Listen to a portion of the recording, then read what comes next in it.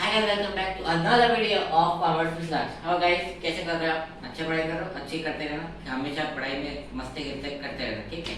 तो आज अपन जो पढ़ने वाले हैं, लास्ट टाइम अपन ने करा था रिसिप्टेंट पेमेंट का क्वेश्चन। आपने अगर वो नहीं देखा वीडियो तो please check it out my video, ठीक है। उसमें अपन ने क्वेश्चन करा था, उसमें अपन ने देख लिया था कि कैसे रिसिप्टेंट पेमेंट का क्वेश्चन किया जा सकता है। बहुत इजी होता है, इसलिए मैंने एक क्वेश्चन करवाया आपको समझ में आ गया। नहीं आया तो कमेंट सेक्शन में प्लीज पूछेगा, ये मैं 10 भी बार कर रहा हूँ, ठीक है।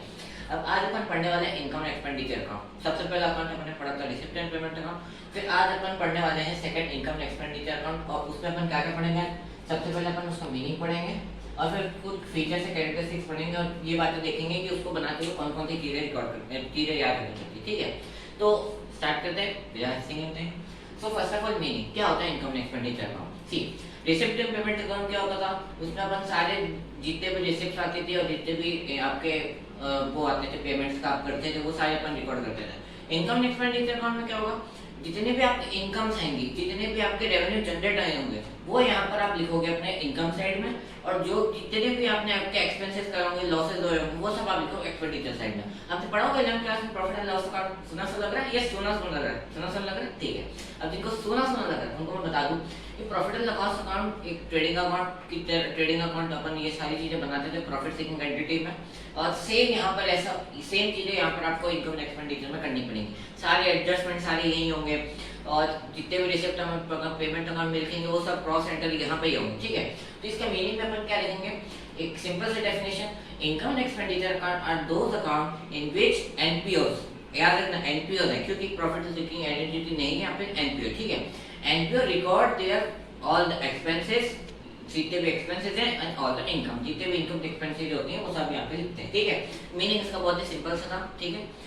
अब इसकी पढ़ते हैं अपन कोई कैरेक्टरिस्टिक्स या फीचर। सबसे पहले अपन ये पढ़ेंगे कि इसको बनाते हुए क्या क्या चीजें अपन को याद रखनी पड़ती है। जैसे रिसेंट पेमेंट अकाउंट में था, वैसे कैसे इसका अपोजिट यहाँ पे होगा। बहुत ही सिंपल है चैप्टर। इस चैप्टर में आपको बताऊं, सिर्फ सब्सक्रिप्शन अकाउंट जो होगा वो थोड़ा कॉम्प्लिकेटेड होगा, उसके अलावा मुझे नहीं लगता कि कुछ भी आपको यहाँ पे दिक्कत आएगी, ठीक है। तो सब्सक्रिप्शन अकाउंट अपन और ध्यान से पढ़ेंगे। सब पहले अपन यहाँ देख लेते हैं क्या क्या चीजें याद रखनी पड़ती है। एक तो ये याद रखनी पड़ती है कि जितने भी नेचर के होंगे, रेवेन्यू और कैपिटल, जितने भी नेचर के होंगे वो यहाँ पर कुछ नहीं आएगा, यहाँ सिर्फ और सिर्फ रेवेन्यू नेचर आएंगे, और बाकी बैलेंसेस कहाँ जाएंगे? कैपिटल के, वो सब जाएंगे बैलेंस शीट में। इसलिए बैलेंस शीट यहाँ पे हमेशा बनाना आपको जरूरी रहेगा, ठीक है। सेकंड ये है कि आपका period of expenses and incomes. Reception payment account में सारी चीजें के अपन इनकम्स और ये रिसिप्शन पेमेंट करते थे, बट यहाँ पे इनकम एक्सपेंडिचर में क्या होगा?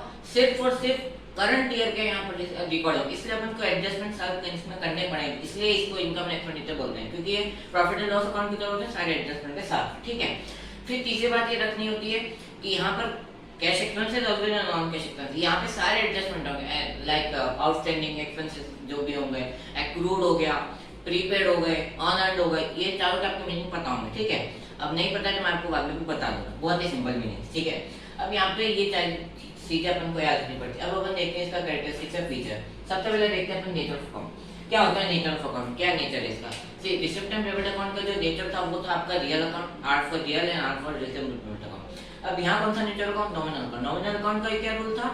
Debit for expenses losses and credit for incomes and gains. मतलब जितने भी एक्सपेंसेस हैं, कुछ लॉस हुए, नुकसान हुए, वो सब आप डेबिट साइड में रिकॉर्ड करोगे, जितने भी इनकम्स हुई, गेन हुई, प्रॉफिट हुए हैं, वो सब आप उसके क्रेडिट साइड में रिकॉर्ड करोगे। ये आपका नेचर ऑफ अकाउंट है, ये आपकी ही नॉमिनल अकाउंट, ठीक है। समझ में आ गया हो।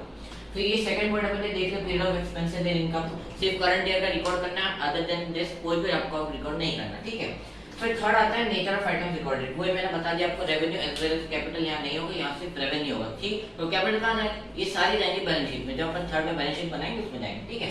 फिर फोर्थ आ गया एडजस्टमेंट। यहाँ सारे एडजस्टमेंट आपको करने पड़ेंगे, भले वो एक्रूड हो, आउटस्टैंडिंग हो, या फिर प्रीपेड हो, अनअर्न्ड, ये सारे एडजस्टमेंट आपको करने पड़ेंगे, ठीक है। फिर आता है पर्पस। सी, अब पर्पस क्या होता है यहाँ पे? पर्पस ये होगा मेनली कि आपको पता चल सके कि आपका प्रॉफिट कितना है। यहाँ पे प्रॉफिट अपन शब्द मैं आपको सिर्फ समझाने का इस्तेमाल कर रहा हूँ। यहाँ पर क्या शब्द इस्तेमाल करेंगे? सरप्लस और डेफिसिट। सरप्लस क्या होगा? जब आपके इनकम्स आपके एक्सपेंडिचर से ज्यादा हो जाएंगे तो उसको अपन सरप्लस बोलेंगे। तो जैसे अपन एनुअल क्लास में प्रॉफिट बोला था, नेट प्रॉफिट और net loss, profit loss account में सेम ईयर यहाँ पर ये बोलेंगे कि अगर आपके इनकम्स एक्सपेंडिचर से ज्यादा हो जाएंगे उसको अपन बोलेंगे सरप्लस, और जो चीज आपकी एक्सपेंडिचर का उससे ज्यादा हो तो उसको अपन बोलेंगे डेफिसिट या फिर लॉस, क्योंकि वो आपके लिए एक नुकसान है, वो आपका डेफिसिट आएगा, ठीक है। तो पर्पस इसका ये होगा कि बस आपको ये पता लगाना है कि इस साल आपको नुकसान हुआ है, डेफिसिट हुआ है, या फिर आपको इस बार की प्रॉफिट हुआ है या फिर सरप्लस हुआ है, ठीक है, ये इसका पर्पस रहेगी। ये भी हो गया आपका। फिर आता है कैश बैलेंस। कैश बैलेंस है, सी अपन रिसिप्ट में जब भी बनाते हैं तो ओपनिंग कैश और बैलेंस भी लिखते हैं, क्लोजिंग अपन फाइंड आउट करते हैं, तो ये इसका पर्पस रहता था सीजन पेमेंट अकाउंट का। इनकम एक्सपेंडिचर में कैश बैलेंसेस रिकॉर्ड नहीं करेंगे, यहाँ पर अवॉइड किया जाएगा, there is no entry of cash balances. फिर वो कहाँ होगी, वो आपकी होगी ओपनिंग बैलेंस शीट में। अपन बनाएंगे धीरे धीरे कि कैसे सारी चीजें बनती है, अकाउंट कैसे बनते हैं। सबसे पहले अपन बनाते हैं ओपनिंग बैलेंस शीट, फिर बनाएंगे इनकम एंड एक्सपेंडिचर, और फिर ये सारी बैलेंस शीट, फिर लास्ट में क्लोजिंग बैलेंस शीट, ठीक है। तो यहाँ पे कैश बैलेंसेस को फुल इग्नोर किया जाता है, ठीक है। देखो कौन सा, ठीक है। फिर अब आपके सारे कैरेक्टरिस्टिक्स और फीचर्स में आपको पता चल गया कि कौन कौन सी चीजें यहाँ पे रखनी पड़ती हैं। अब एक शॉर्ट में एक बार डिफरेंसेस देख लेते हैं कि रिसिप्ट एंड पेमेंट अकाउंट और इनकम एक्सपेंडिचर में क्या डिफरेंस है। सी डिफरेंसेस से पहले अपन को ये देखना होगा कि इसमें सिमिलरिटीज क्या क्या है। एक ही सिमिलरिटी वो ये है कि ये दोनों ही अकाउंट एनपीओ द्वारा बनाए जाते हैं, नॉन प्रॉफिट ऑर्गेनाइजेशन दोनों को बनाती है, बस ये एक इसमें सिमिलरिटी। और डिससिमिलरिटीज क्या क्या है या फिर डिफरेंसेस क्या है। सबसे पहला डिफरेंस है कि जो रिसिप्ट एंड पेमेंट अकाउंट होगा वो आपका कैश बुक की तरह होता है, सारी समरी ऑफ कैश बुक इसमें लिखते हैं अपन, ठीक है। और जो आपका इनकम एक्सपेंडिचर वो आपका trading profit and loss account 11 class में बनाया था उसकी तरह होता है, ठीक है। फिर आता है कि आपका अकाउंट कौन सा है, तो यहाँ पर मैंने देखा था इसका नॉमिनल अकाउंट होता है, यानी वही rule debit for expense and loss, credit for income and gain, ठीक है। और रिसीव्ड एंड पेमेंट अकाउंट का क्या होगा, R for real account and R for received payment, debit for comes credit for goes, ठीक है। फिर अपन ने देखा था कि जो रिसिप्ट एंड पेमेंट अकाउंट होता है उसमें सारी नेचर के होते हैं, मतलब capital as well as revenue. पर इनकम एक्सपेंडिचर में क्या होगा, सिर्फ और सिर्फ रेवेन्यू नेचर के अपन को रिकॉर्ड करने, अदर देन दिस अपन सारे बैलेंस ले जाएंगे बैलेंस शीट में, ठीक है। फिर फोर्थ अपन ये देखेंगे कि टाइम पीरियड यानी period of expense in income, जो भी एक्सपेंस या इनकम होंगे, रिसिप्ट होंगे, वो सब कि सब अपन लिखेंगे रिसिप्ट पेमेंट अकाउंट, भले वो करंट ईयर का हो, प्रीवियस का हो या फिर नेक्स्ट का हो, ठीक है।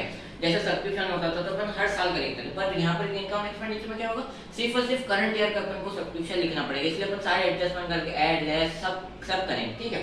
फिर अपन ने देखा था कि जो रिसिप्ट एंड पेमेंट अकाउंट होता है उसमें कोई भी एडजस्टमेंट नहीं किए जाते हैं, उसमें सिर्फ आप टोटल अपने क्रोनोलॉजिकल ऑर्डर में लिख देते हो, और जब रिसिप्ट इनकम एक्सपेंडिचर की बात आती है तो सारे एडजस्टमेंट वहाँ किए जाते हैं। बस ये छोटे मोटे डिफरेंस है, जो बैलेंस शीट होती है तो वो यहाँ पर बनानी पड़ेगी इनकम एक्सपेंडिचर में, और रिसिप्ट पेमेंट अकाउंट में आपको कोई भी बैलेंस शीट नहीं बनानी पड़ती। ये कुछ उसके छोटे मोटे डिफरेंसेस है जो आपको समझ में आ गए होंगे। तो आज के लिए इतना ही। मेरा मोटिव रहेगा कि आपकी शॉर्ट वीडियोस करके आप इसको पढ़ते जाओ, ताकि आपको लगते जाए कि हाँ भाई हमारे सारे जो कोर्सेज है वो कवर अप हो रहा है, क्योंकि लेंथी वीडियो से क्या होगा कि आपको ज्यादा टाइम लगेगा सीखने। आप जो छोटे छोटे टॉपिक करके सीखते जाओगे तो that will be easy for you for completing a course, ठीक है।